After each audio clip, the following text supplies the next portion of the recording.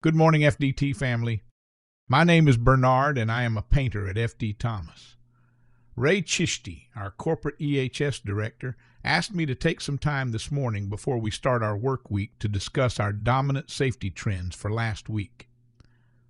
These trends are based on recent EHS observations and audits across our projects and shops, and they highlight where we are seeing the most risk so we can stay focused on preventing injuries before they happen. For week ending January 30th, 2026, the high trends this period are falls and access events and eye injuries. Despite PPE, followed by medium trends in struck by caught between events and hand and finger injuries, with surface prep blasting and pressure hazards remaining low-medium.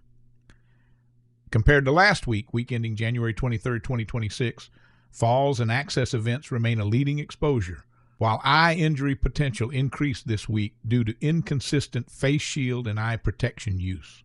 Struck by exposures remained present but did not escalate, and hand and finger risks continue to show leading indicators tied to glove selection and tool use.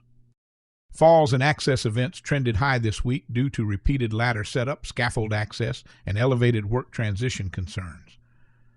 At the FDT Large Project Tennessee Y12, crews were observed stepping from ground level directly onto scaffold platforms without designated access points, creating unstable footing and fall exposure.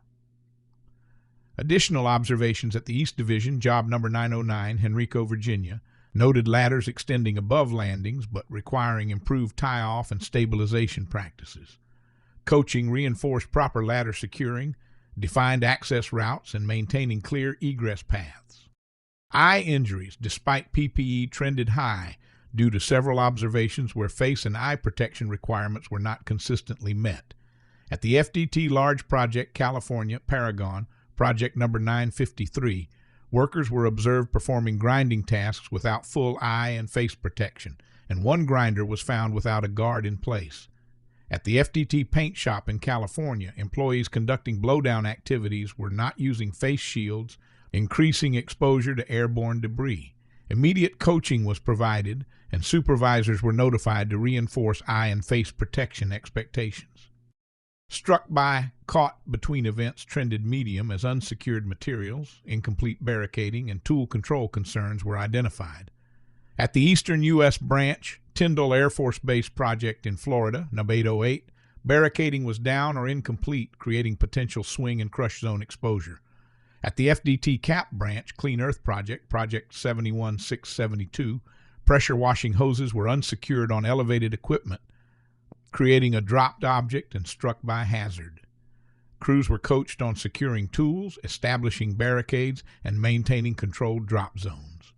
Hand and finger injuries trended medium this week due to glove selection concerns and line-of-fire exposures. At the FDT paint shop in California, workers were observed using cut-resistant gloves around rotating tasks, increasing entanglement risk. Coaching emphasized selecting gloves appropriate to the task and maintaining awareness of hand placement when working around moving tools and equipment. Surface prep blasting and pressure hazards trended low-medium this week. At the FDT Eastern U.S. Branch, job number 909, Henrico, Virginia, abrasive blasting project, crews demonstrated strong compliance with blast hoods and protective clothing. However, reinforcement was provided on maintaining secure hose management and ensuring pressurized equipment remains controlled. Additional blasting setup activities were observed at FDT PDX Painting Branch, job number 968, Magnolia Tank Rehab, Magnolia, Washington, where coaching focused on safe equipment staging and containment planning. EHS and leadership should continue reinforcing ladder safety, eye and face protection compliance, securing materials at height, and proper glove selection during weekly touch points. Maintaining focus in these areas will help reduce repeat exposures and support continued safe execution across all branch jobs and large projects. Thank you and have a safe week ahead.